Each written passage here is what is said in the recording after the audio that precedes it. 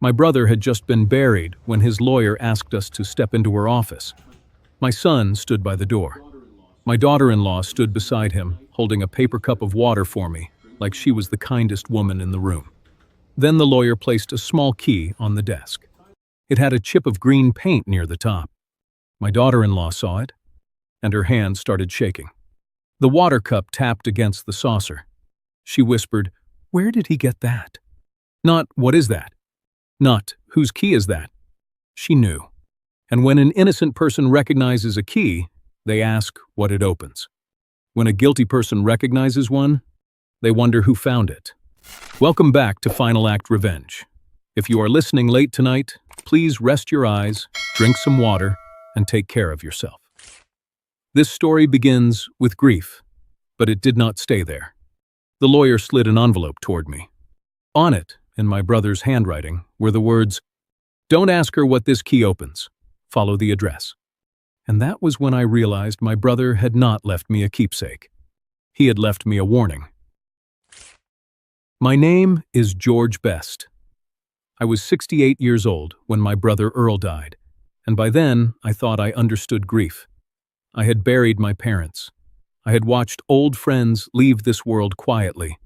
I had seen Fort Worth grow so fast that places we once knew by dust, cattle gates and old diner signs, became subdivisions, warehouses, and storage buildings. But grief has a way of changing shape.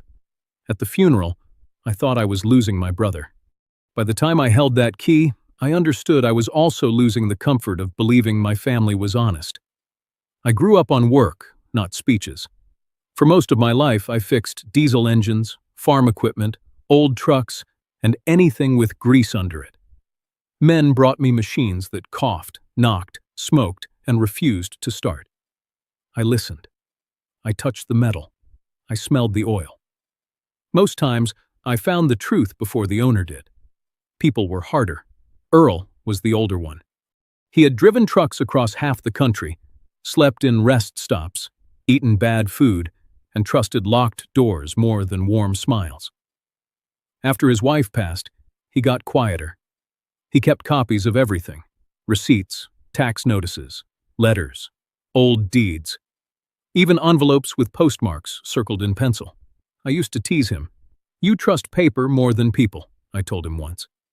He looked at me over his coffee and said, "Paper doesn't pretend to love you, George." I laughed then. I wish I had not. We had a piece of family land on the edge of Tarrant County. Not a ranch, not some oil kingdom. Just old Best land with a pecan tree, a shallow pond, a tired barn, and a feed store sign so faded you could barely read it unless the sun hit it right. To me, that land was memory. To Earl, it was responsibility. To my daughter-in-law, Mallory, it was opportunity. Mallory Best was married to my son, Tyler. She was smart, polished, and always knew which words made her sound reasonable.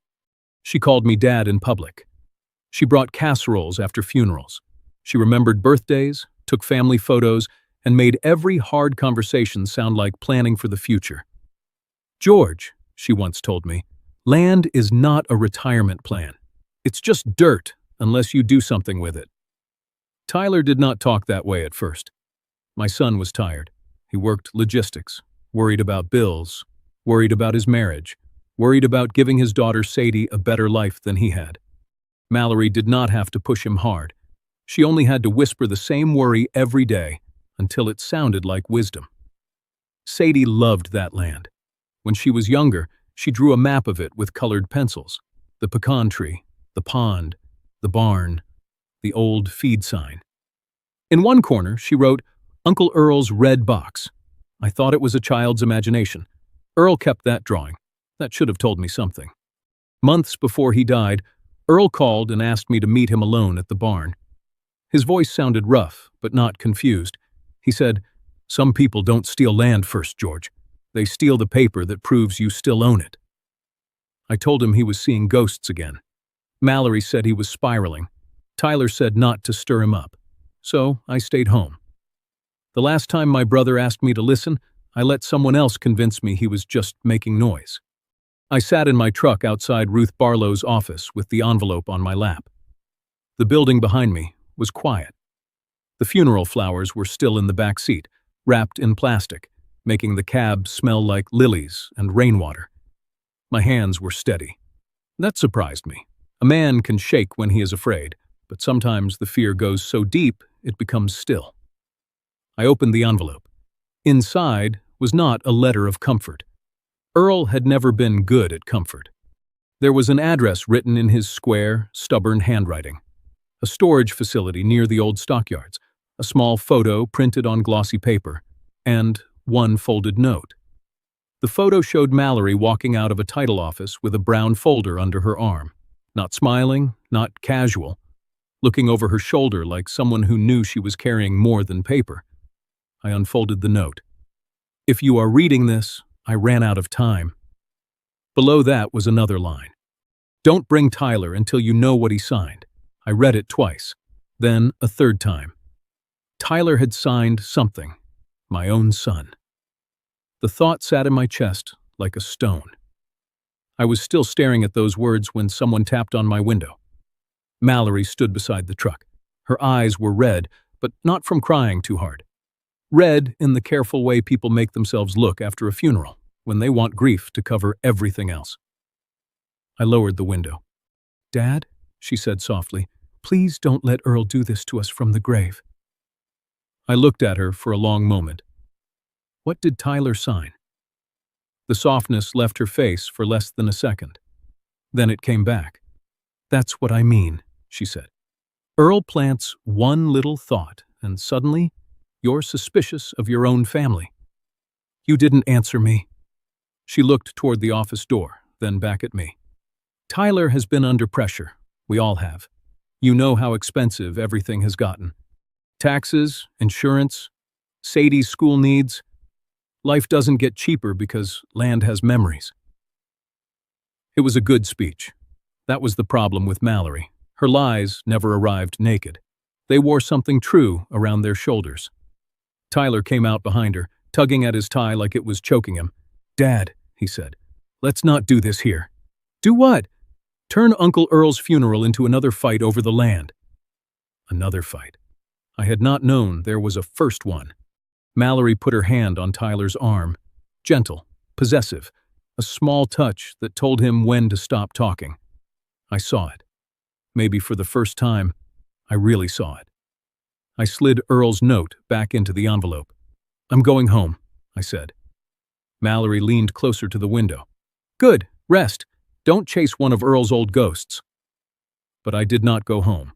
I drove toward the address. On the way, I called Sadie. It went straight to nothing. No ring, no voicemail. I sent her a message. "Love you, sweetheart. Call me when you can." The message did not show delivered. I told myself she was busy. Teenagers had their own worlds. School, friends, phones always dying at the wrong time. I did not want to be the old grandfather who took silence personally. That was exactly the kind of pride Mallory knew how to use. The storage facility sat behind a tire shop and a row of low metal buildings. The office had a faded flag in the window and a bell above the door that sounded tired when I walked in. A young clerk looked up from his phone. "Unit number?" I gave him the one Earl had written down. He typed, frowned, and said, "Paid through the year. Cashier's checks. No mailing address on file except attorney contact." Earl had hidden even the bills. Before I could ask why, my phone rang. Ruth. "Mr. Best," she said, "I need to tell you one thing before you open it. Your brother asked that no invoice be mailed to your house." "Why?" A pause. "Open the unit first." I walked down the row of storage doors with the key in my palm. The green paint mark caught the sun every few steps.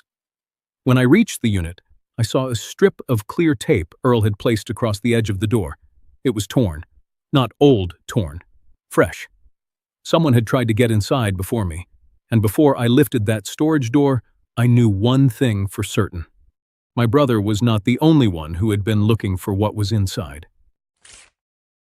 The door fought me at first. Old metal does that in Texas heat. It sticks.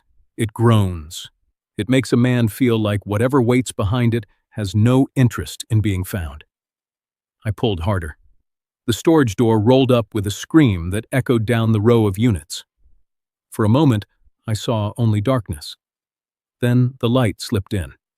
I expected boxes. Maybe Earl's old trucker jackets, a cracked cooler, some tools he did not want thrown away. My brother had never been sentimental in public, but I thought maybe, in private, he had saved pieces of his life, like the rest of us do. I was wrong. The first thing I saw was a corkboard.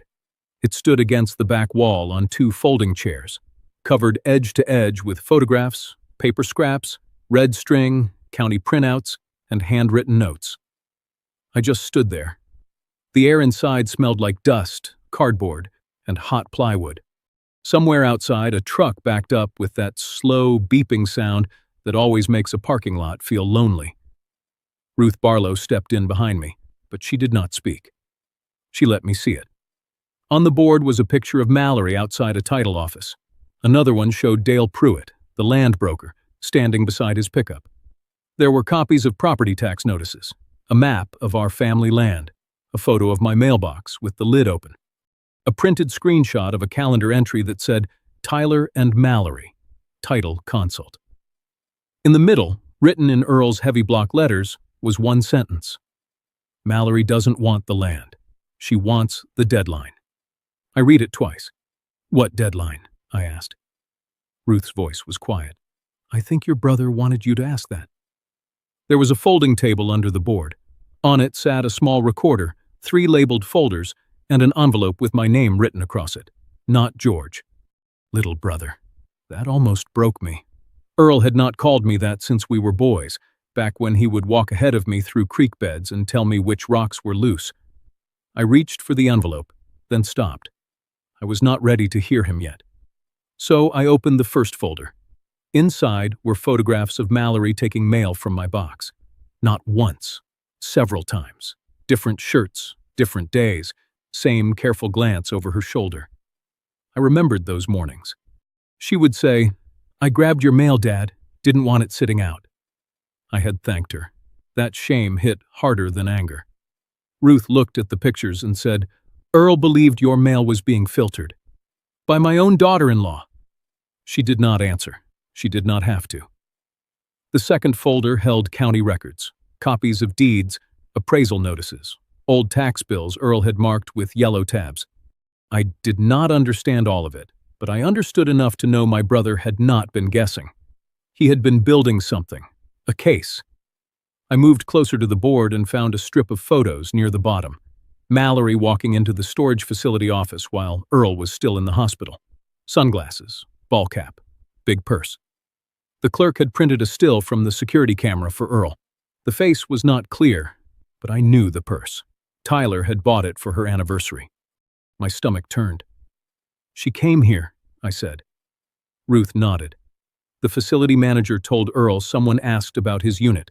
They refused to give information. I looked at the torn tape on the door.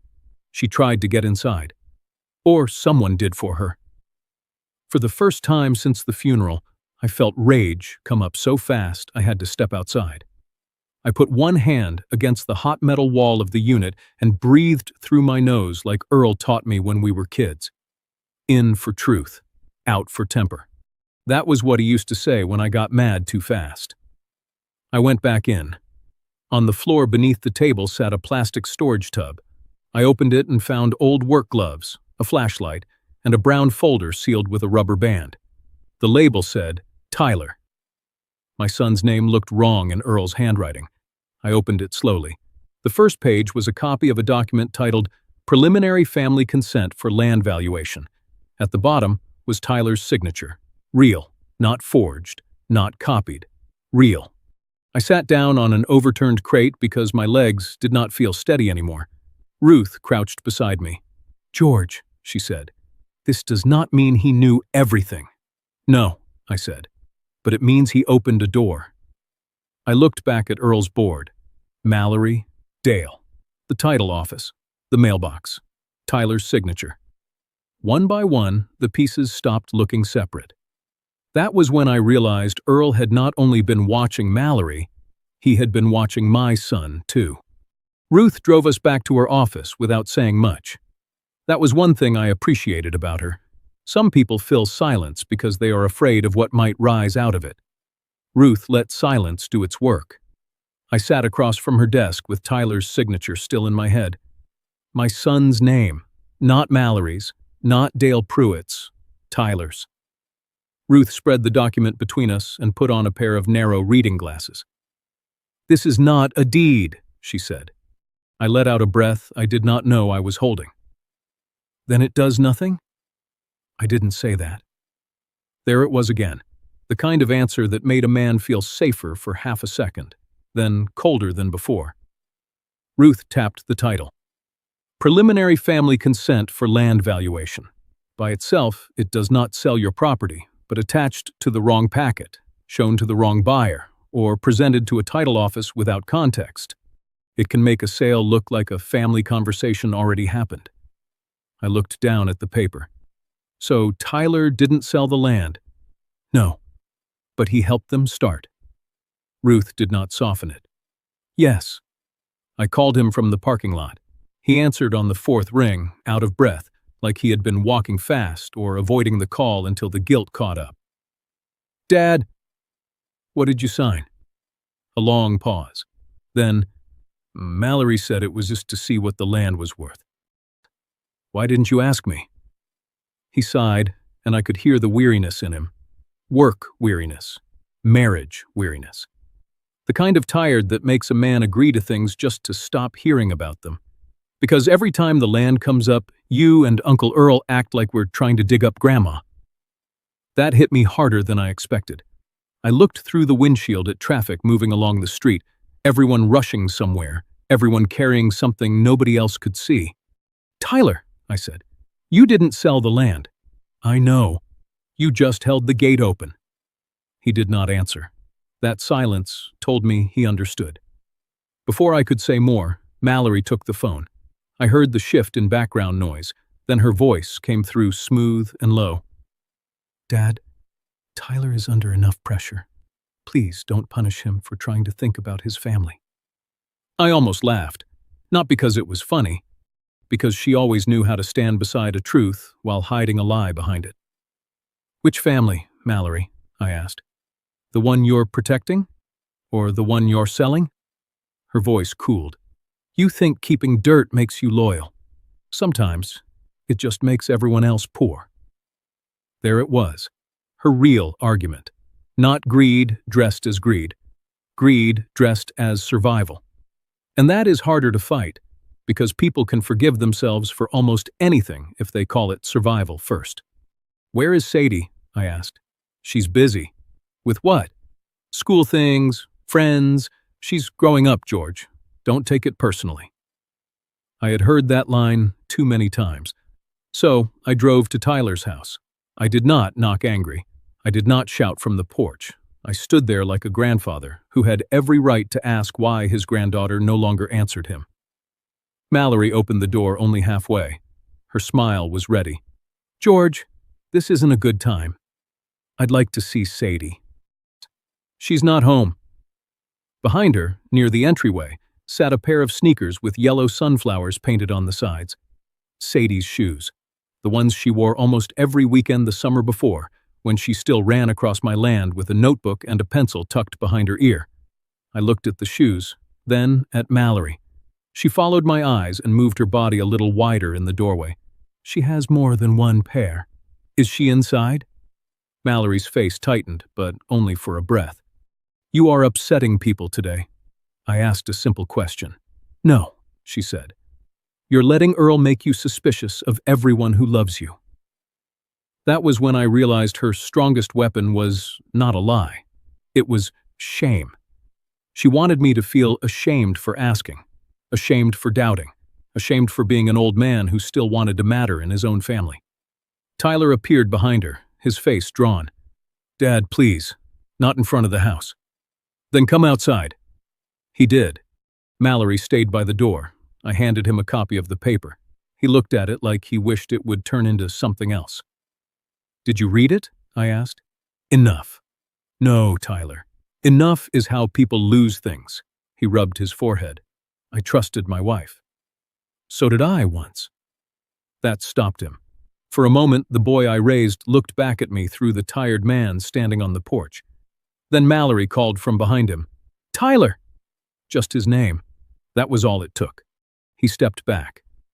I drove away without seeing Sadie, but I knew then that something was wrong beyond the land, beyond the paper, beyond any broker waiting to make a clean offer on a dirty situation. When I got back to Ruth's office, she had already found the next piece. The consent form Tyler signed had not stayed in a drawer. It had been attached to a draft purchase packet. Not filed, not closed, but moving. Ruth looked at me over the top of the pages. George, this is closer than I hoped. How close? Close enough that we need to move before they do. That night, I understood Tyler's signature had not opened a conversation. It had opened a sale. The next morning, Ruth introduced me to Connie Ray. Connie was 66, small-framed, sharp-eyed, and carried a purse full of pens like she expected every building in Texas to run out of ink at the worst possible moment. She had worked in county records for years. That meant she understood the language I had spent most of my life avoiding. Deeds, appraisals, notary logs, property notices. All the little papers that decide whether a man still owns what his parents left him. When Connie stepped into Earl's storage unit, she did not gasp the way I had. She studied the corkboard. Then she said, Your brother didn't make a mess, George. He made an index. That was Connie. No drama, just truth with reading glasses on. She moved through Earl's folders like a woman reading a roadmap. Property tax notices in one stack, mailbox photos in another, title office visits marked by date, copies of Tyler's consent form, notes about Dale Pruitt, notes about Mallory, and then a folder with Sadie's name on it. I did not want to open that one. A man can look at land papers and pretend he is still dealing with business.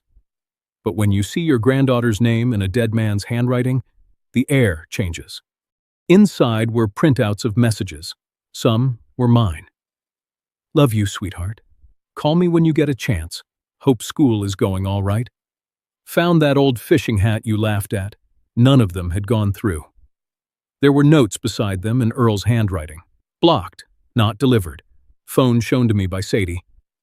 My knees went weak. Connie lowered the folder slowly. George, she didn't stop answering you. I sat on a plastic storage bin and stared at those pages. For months, I had told myself Sadie was growing up. Teenagers got busy. Grandfathers had to step back. I thought I was being respectful. I was being removed. That was the cruelest part. Mallory had not slammed a door in my face. She had quietly convinced me the door was no longer mine to knock on. On the folding table, the small recorder still waited. Earl's recorder. Ruth watched me from near the door. You don't have to play it now, she said, but I did. The first few seconds were static.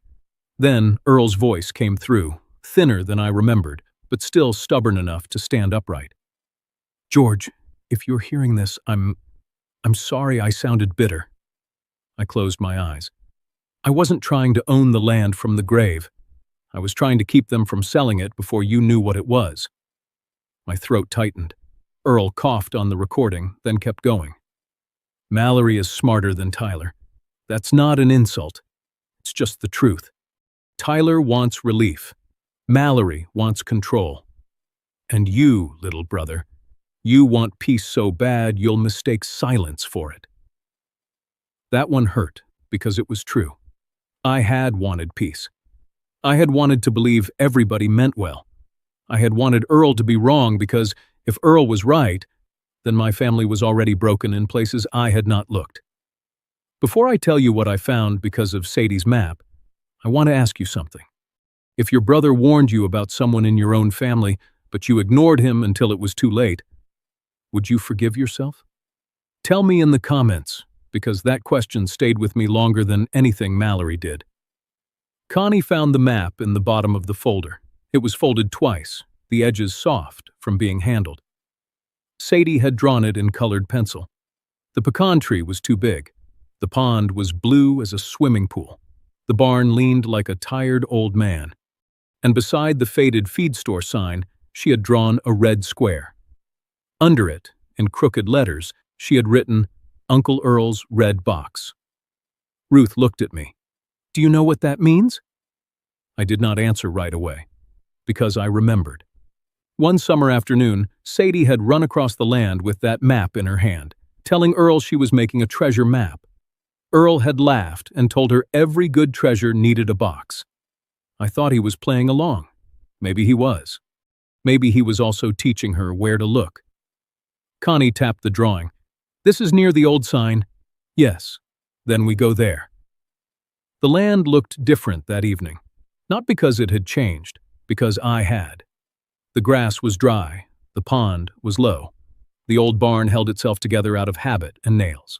Beyond the fence, new construction equipment sat where open pasture used to be. Fort Worth was growing toward us, one survey marker at a time. I walked to the feed store sign with Ruth on one side and Connie on the other. For a second, I saw Sadie as a little girl again, hair loose, sneakers dusty, asking me if land could remember people. I had told her no. Now I was not so sure. The soil near the sign looked uneven, not freshly dug, but not untouched either. I borrowed a shovel from the barn and pushed it into the ground. The first few scoops were hard. Texas dirt does not give up secrets politely. Then the blade struck something solid, metal. The sound rang up through the handle and into my arms. Connie whispered, "George?" I brushed away the dirt with my hands. Red paint showed through, and when my shovel hit metal under that old feed sign, I knew Sadie had drawn more truth than any adult had spoken. The box was smaller than I expected. That made it worse somehow. Big secrets should come in big things. A safe, a trunk, a locked cabinet with a heavy handle. Earl had buried his in a red metal box no bigger than a lunch pail, wrapped in plastic, taped at the seams, and hidden under a sign most people drove past without seeing. Connie handed me a rag. "Careful," she said. "Old paper hates excitement." That was the closest Connie came to being emotional. I wiped the dirt from the lid. The red paint had faded to the color of old brick. One corner was dented, and across the top Earl had scratched 2 words with something sharp. For George. I had to look away for a second. Ruth stood beside me in the barn light, quiet as a church pew. The sun was low behind the pasture, and the whole place looked tired. The kind of tired that comes when land has been waiting for people to tell the truth about it. I opened the box. Inside was not money, not jewelry, not anything a thief would brag about. It was worse for Mallory. It was paperwork. There were printed emails in plastic sleeves, photos, a small thumb drive, a handwritten note from Earl, and a folded copy of Sadie's map, the same one that had led us here. Connie put on her glasses. "Oh," she said softly. That one word scared me more than a shout. "What?" She held up the first email. It was from Trina Holt to Mallory. I did not know Trina then, but I knew the tone. Office tone, clean, helpful. The kind of wording people use when they want a bad thing to look procedural. Make sure family consent appears early in the packet. Do not discuss final valuation until buyer review. If George asks about the easement letter, say it was only preliminary. I read that last line again. Easement letter. "What easement letter?" I asked. Connie's mouth tightened. "That is the question Earl wanted you to ask." The second page showed Mallory writing back. "He won't understand the county language. Tyler just wants this handled. Once we have momentum, George will fold. George will fold." I stood there with Texas dirt still under my fingernails, reading my daughter-in-law's private opinion of me. Not angry, not grieving, just old enough to be pushed. Ruth took the paper gently from my hand. "We preserve originals," she said. "No folding, no pocketing, no calling Mallory tonight." I wasn't going to call her. Connie looked at me. "Yes, you were." She was right. I wanted to hear her lie with these pages in front of me. I wanted to ask how many times she had smiled across my kitchen while counting on me to be too simple for my own land. But Earl had not buried a red box, so I could waste it on a phone call. There were photos next.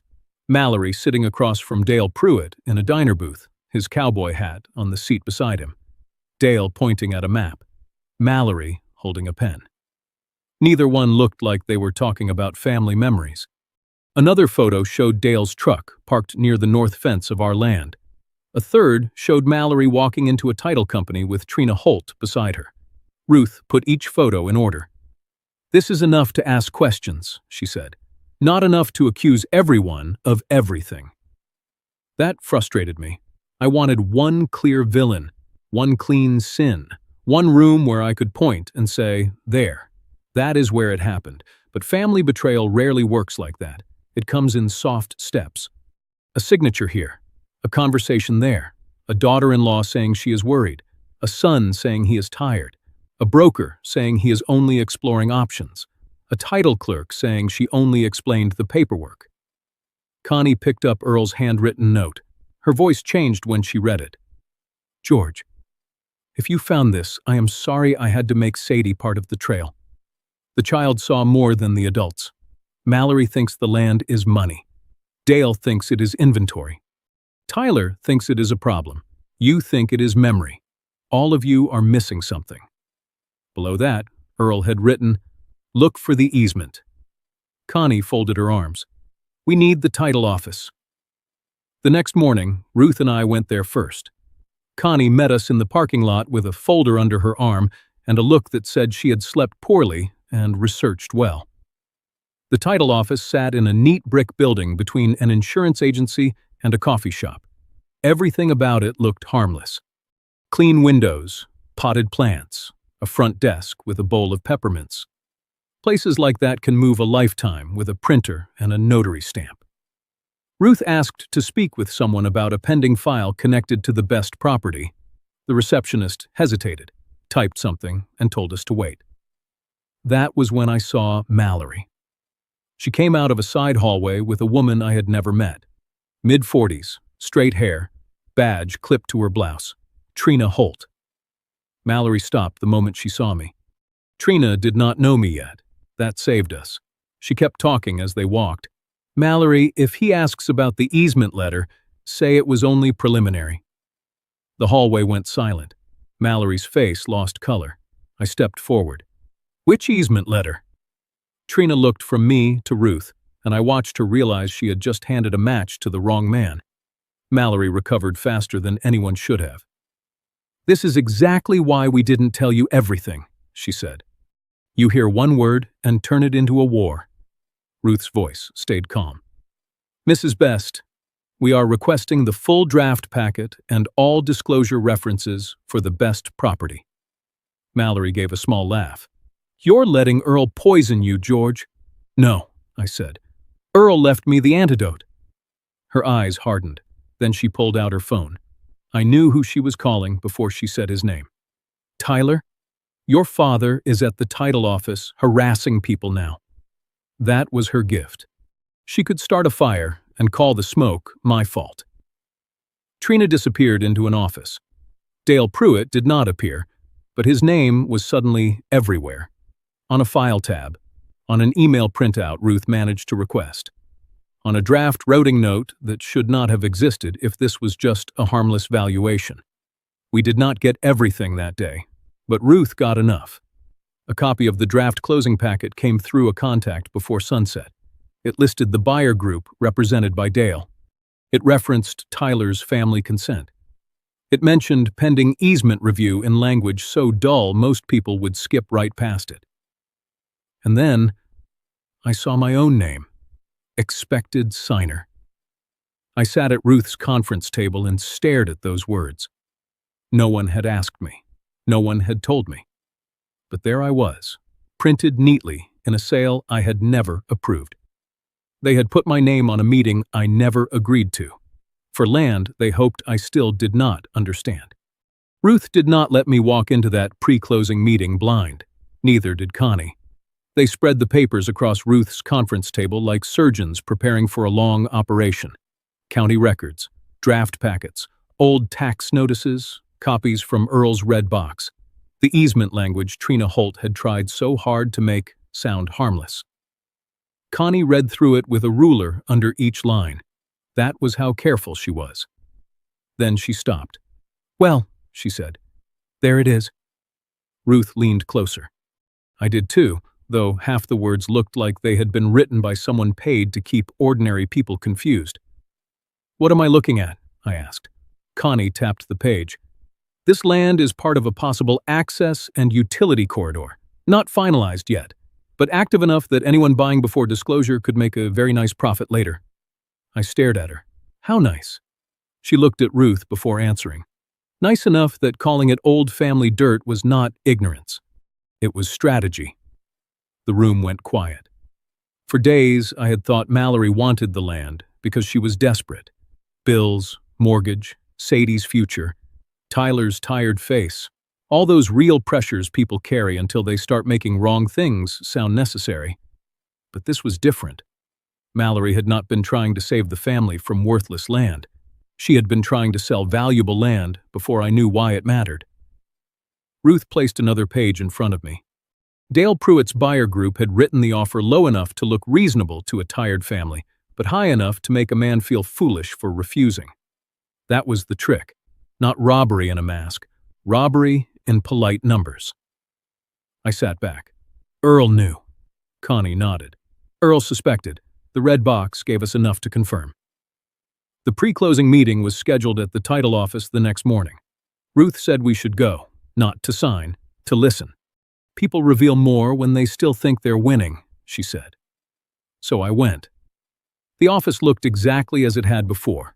Clean windows, peppermints at the front desk, a printer humming somewhere in the back. It was amazing how peaceful a room could look while preparing to move a family's history from one hand to another. Mallory was already there. So was Tyler. Dale Pruitt sat at the table in a pressed shirt, hat beside him, smiling like a man who had practiced looking trustworthy in mirrors. Trina Holt stood near the file cabinet, avoiding my eyes.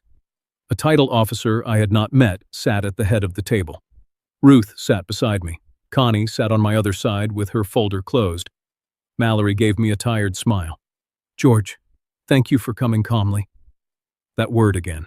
Calmly. As if I were a storm that had finally agreed to behave. Dale cleared his throat. "Mr. Best, nobody is here to pressure you. We just want to clarify options." "Options usually come before my name appears as expected signer," I said. His smile thinned. Tyler shifted in his chair. "Dad, can we just hear it out?" I looked at him. He looked older than he was, worn down, pulled thin between a wife with a plan and a father with a past. Mallory reached for his hand under the table. I saw that too. Dale began talking about market timing, maintenance burdens, property taxes, development uncertainty, and how families often waited too long until opportunities passed. He made selling sound responsible.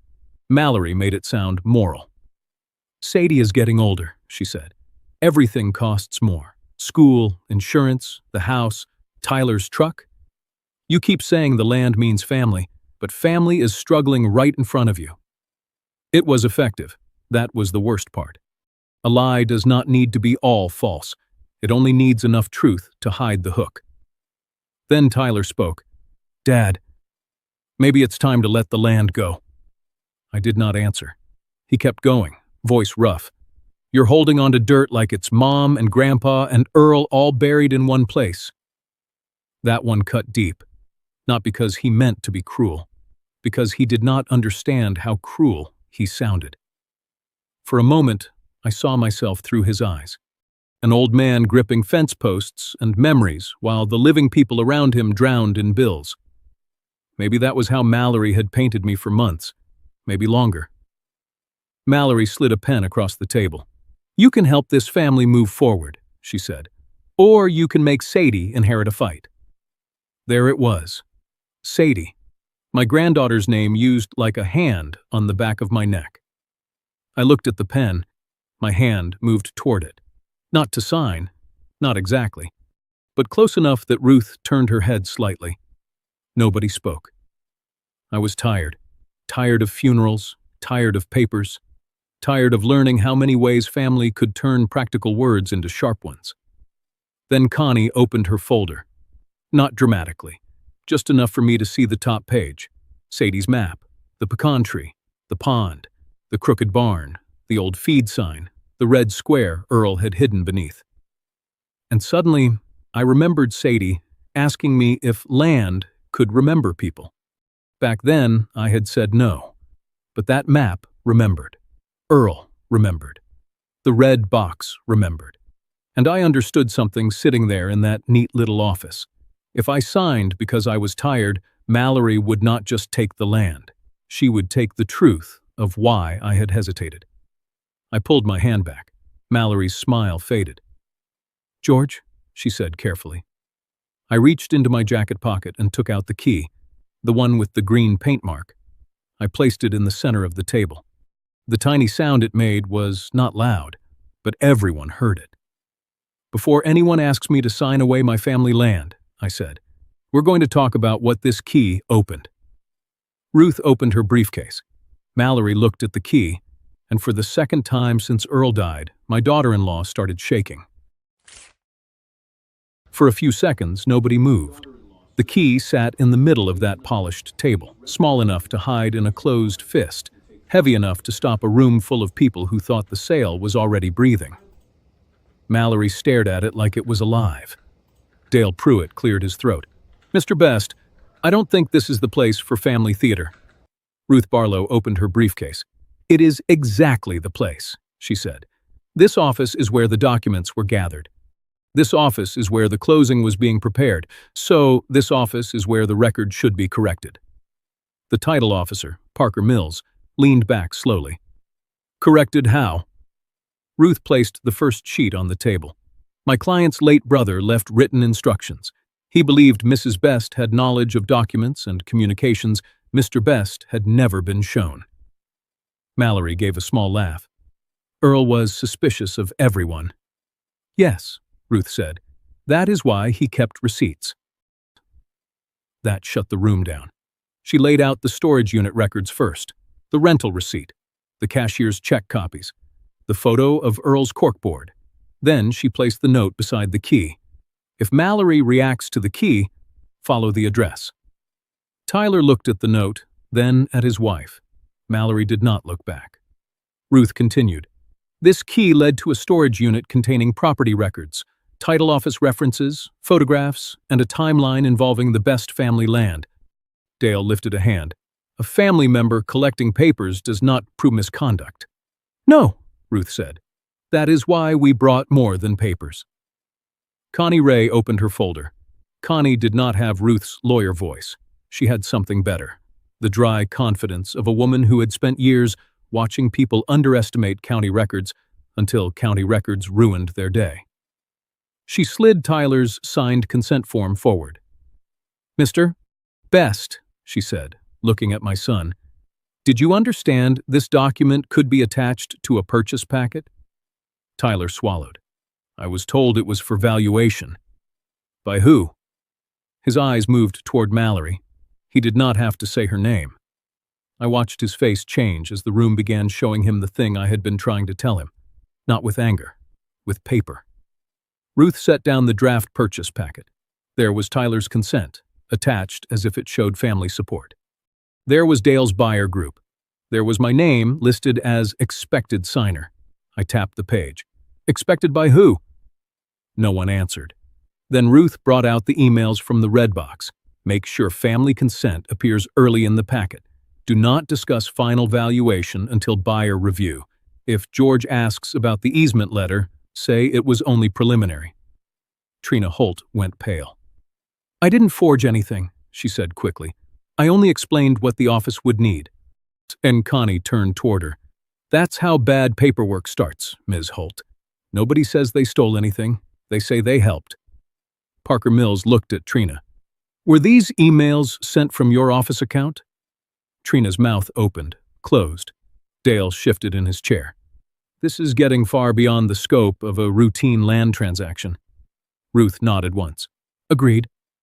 Then she placed the easement materials on the table. County references. Draft correspondence. A preliminary access and utility corridor note. Not final, not guaranteed. But real enough that someone in the chain knew this land carried more future value than George Best had been told. Dale said, "Speculative interest is not the same as value." I looked at him. "Then why were you rushing me to sign before I heard about it?" He looked away. That was the first honest answer he gave me. Mallory leaned forward, her voice tight. "This is ridiculous. We were trying to help the family make a practical decision." "Practical," I said. "That word has done a lot of dirty work in this room." Her eyes flashed. "You think memories pay bills?" "No," I said. "But lies don't make a family solvent. They just make the theft feel responsible." Tyler whispered, "Mallory, did you know about the easement?" She looked at him then, not with guilt, with disappointment, like he had broken character in a play she had been directing for months. "I knew there might be something, nothing certain. You told me Dad was being stubborn over dirt." "He was." Ruth placed the last folder down. "Then let's discuss the part that is not dirt." It was Sadie's file. Mallory's whole body changed. For the first time, she looked not angry or cornered, but afraid. Ruth laid out the blocked message records Earl had preserved. Screenshots, call logs, notes in Earl's handwriting. My messages to Sadie that never reached her. Sadie's confusion written in a message to Earl. "Why doesn't Grandpa call anymore?" My chest tightened. I had read those words before, but seeing them on that title office table felt different. It was one thing to know a child had been kept from you. It was another to watch the people responsible sit under fluorescent lights and pretend it was paperwork. I looked at Mallory. "You didn't just try to move the land, you moved my granddaughter away from me." She shook her head. "I was protecting her from all this." "No," I said. "You tore it quietly, then called the silence protection." Parker Mills closed the file in front of him. "This transaction cannot proceed today." Dale sat up. "Parker?" "No," Parker said, firmer now. "There is disputed consent, possible incomplete disclosure, and a family communication issue that may relate to undue influence. Until counsel resolves this, our office will not continue." That was the sound of the door closing. Not loudly, legally. Ruth requested copies of the full packet, communication logs, sign-in notes, and disclosure trail. Parker agreed. Trina looked like she wanted to disappear into the carpet. Dale gathered his papers, but Ruth told him to leave the copies already provided in the file. Mallory turned to Tyler. Her voice softened suddenly. "Tell them you knew. Tell them we were doing this for our family." There it was. The last rope she had. My son. Tyler looked at her, then at me, then down at the paper with his own signature on it. In that room full of papers, my son finally had to decide whether he was still tired or finally honest. Tyler did not answer Mallory right away. That was the first honest thing he had done all day. He stood in that title office with his hand resting on the back of a chair, staring at the paper that carried his signature like it belonged to somebody else. Mallory waited beside him, eyes wet now, but not broken. She knew how to cry without surrendering. "Tyler," she whispered, "tell them." He looked at her, then at me. "I knew about the valuation," he said. The room stayed still. I knew Mallory wanted to see what the land was worth. I knew she thought Dad was being stubborn. I signed the consent because she said it would only start a conversation. Mallory's mouth tightened. "Tyler." He raised his hand, not harshly, but enough to stop her. "I did not know about the easement letter. I did not know she told Trina to keep things preliminary. I did not know she blocked Sadie from talking to Dad." His voice cracked on Sadie's name. Then he said the thing that hurt, because it was probably true. "I wanted relief. She sold me a shortcut." Mallory stared at him like he had slapped her. "You wanted it too," she said. "I wanted the fighting to stop. You wanted the money. I wanted to stop feeling like a failure." That silenced her. For a moment, I saw my son clearly. Not innocent, not evil, just weak in the exact place Mallory needed him weak. I did not hug him. I did not comfort him. I said, Being tired is not the same as being honest. He looked down. Good. Some words should not be easy to meet. Parker Mills, the title officer, stood and made it official.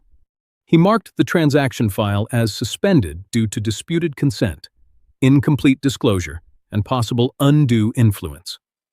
Ruth requested copies of the full draft packet, all communication logs, sign-in sheets, disclosure notes, and internal routing records. Parker agreed. Trina Holt tried to leave quietly. Ruth turned her head.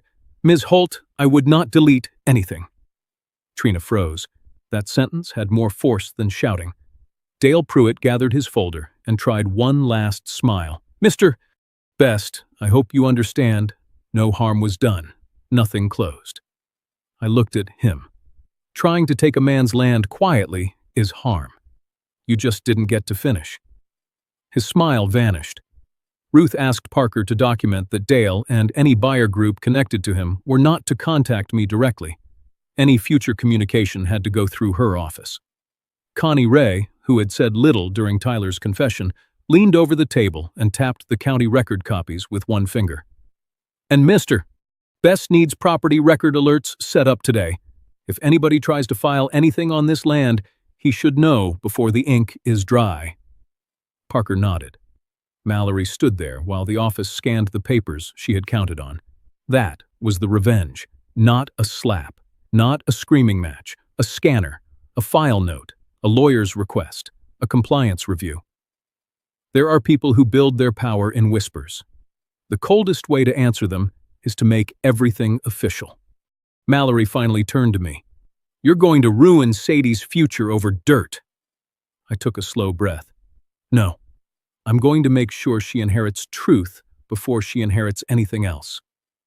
Her eyes hardened. For a second, the mask fell completely, and I saw what Earl must have seen months before. Not a monster. Something more ordinary than that. A woman who had convinced herself that fear gave her permission. Fear of debt. Fear of falling behind. Fear of raising a daughter in a world where everything cost more than it used to. But fear can explain a wrong turn. It does not excuse building a road out of lies. Tyler signed a written correction before we left. It stated that his preliminary consent was not an approval to sell the land, not permission to hide disclosures, and not authority to represent my wishes. His hand shook when he signed it. I watched. This time, I let the paper speak for both of us. Outside, Fort Worth traffic moved past like nothing had happened. People were buying coffee, checking phones, heading back to work. That is the strange thing about family disasters. The world does not stop for them. It keeps moving, and you have to decide whether you will move honestly with it. Ruth walked me to my truck. "We are not finished," she said, "but they cannot close around you now." Connie stood beside her with her purse full of pens and county forms. "I'll help you set up the alerts," she said. "And next time someone says it's just paperwork, you call me before you breathe." I almost laughed. Almost. Tyler came out last. Mallory was not with him. He stopped a few feet away from me. "Dad!" I held up my hand. "Not here." He nodded. I could see pain in his face, but pain was not payment. Not yet. If my son wanted a way back, it would not be through one confession in a title office. It would be through repair, slow repair, public repair, the kind that costs pride. By late afternoon, Ruth had sent the notices. Dale's office received one. The title company received one. Trina's supervisor received one. Tyler received one. Mallory received one. The land was not safe forever.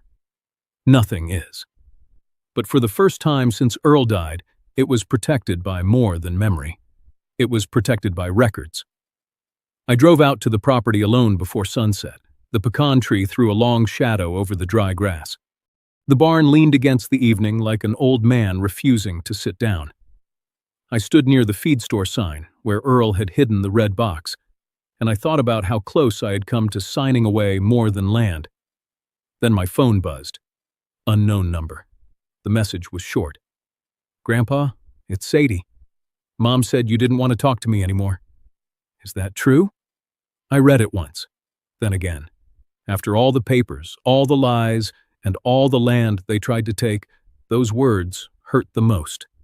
Because for the first time, I understood silence could become another kind of betrayal. I did not answer Sadie right away. Not because I did not want to. Because I finally understood how dangerous silence could be when the wrong person had already filled it with lies.